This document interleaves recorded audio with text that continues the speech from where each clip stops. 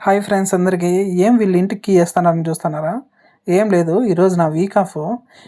గురువారం వచ్చిందంటే చాలు ఎక్కడికో అక్కడికి పోవాలని సంపుతుంది మార్నింగ్ నుంచి చిట్టి. ఇదిగో తీసుకొని జోబులో పెట్టుకోప్ప అని ఇచ్చిందికి.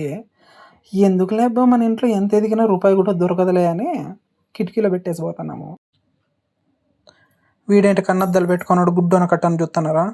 స్టైల్ అప్పుడప్పుడు మనము ఫుల్ స్టైల్ అనమాట. మనంత స్టైల్ కష్టమే, మీరు ట్రై చేయొద్దండి. వేయాలంటే అందరికీ రాదు ఇట్లా స్టైలు.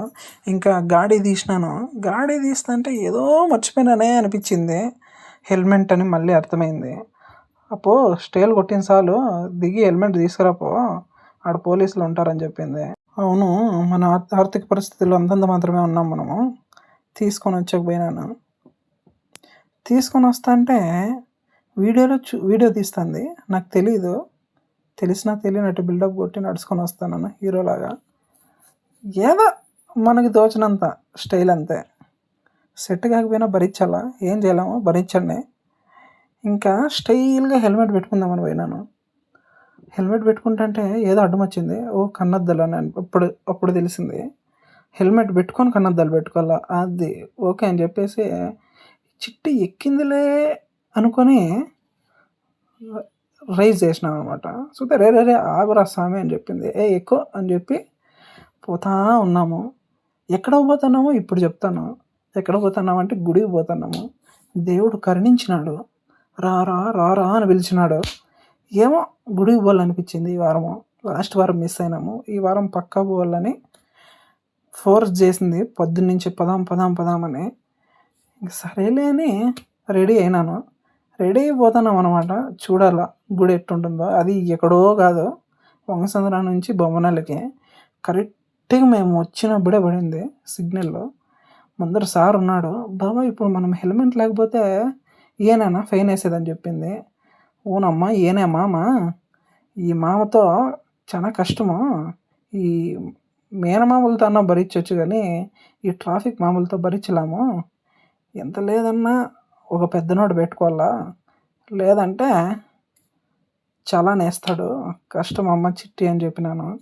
అందరినీ పంపిస్తున్నాడు కానీ మాతో మాత్రం నిలబెట్టేసినాడు. 1 అవర్ వెయిటింగ్ తర్వాత మీరు కూడా సావండి అని చెప్పినాడు. పోతా ఉంటే అడ్డం వచ్చింది. పక్కకు తప్పుకోవా, చూసుకొని పోవా అని చెప్పినాను. చిట్టి ఒక డౌట్ అడిగింది, ఎప్పుడన్నా నీకు ఫైన్లు వేసినారా అంటే, ఫైన్ లేకోకుండా రోజు ఏదో చెప్పమ్మా అని చెప్పినాను. నేను ఇంకానే 2 సార్లు పడింది కదా అని గుర్తు చేసినాను అనమాట. చిట్టి నుంచి 2 సార్లు ఫైన్ పడింది.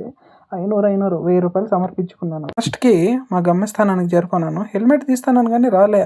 కన్నద్దాలు తీసి హెల్మెట్ తీయాలని ఇప్పుడు అర్థమైందనమాట. ఇదిగో ఈ హెల్మెట్ ఎవరు పెట్టుకుంటారప్ప అని అడిగింది. ఉండమ్మా ఓ నిమిషము పెడతానని తీసుకొని పెట్టేసి చెప్పులు తీసినాం అనమాట. కన్నద్దాలు, చెప్పులు ఇవన్నీ పక్కన పెట్టేసినాను. డీసెన్సీ ఎక్కడ ఎట్లా ఉండాలో మనకు తెలుసు. వంగసంద్ర నుంచి ఇక్కడికి 1 కిలోమీటర్లు ఉన్నా కూడా చాలా సార్లు అనుకున్నాము ఈ గుడికి రావాలని. చిట్టి అయితే చాలా రోజుల నుంచి రావాలా అంటానింది. చాలా ప్రశాంతంగా ఉంటుంది గుడి. ఇక్కడ ఈ ఏరియాలో ఉండే వాళ్ళకి తెలుస్తుంది, వంగసంద్ర ఈ ఏరియాలో ఉండేటోళ్ళకి. నేను కూడా 2-3 సార్లు వచ్చినాను. చిట్టితో ఇదే ఫస్ట్ టైం వస్తుండేది. మా అదృష్టమేమో కానీ ఒక్కరు కూడా లేరు గుళ్ళో. ప్రశాంతంగా దర్శనమైంది.